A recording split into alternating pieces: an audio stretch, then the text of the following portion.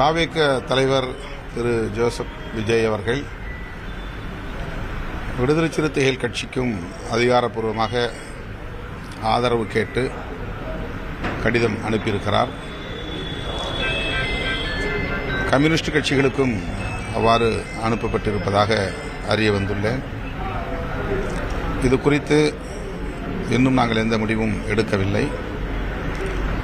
கட்சியின் முன்னணி பொறுப்பாளர்களோடு கலந்து பேசி அதன் பின்னர் இது குறித்த நிலைப்பாட்டை மேற்கொள்வோம். காங்கிரஸ் கட்சி தாவேகாவுக்கு ஆதரவு அளித்திருப்பது அந்த கட்சியின் தனிப்பட்ட சுதந்திரம். அதில் கருத்து சொல்வதற்கு எதுவும் இல்லை. இடதுசாரி கட்சிகளோடு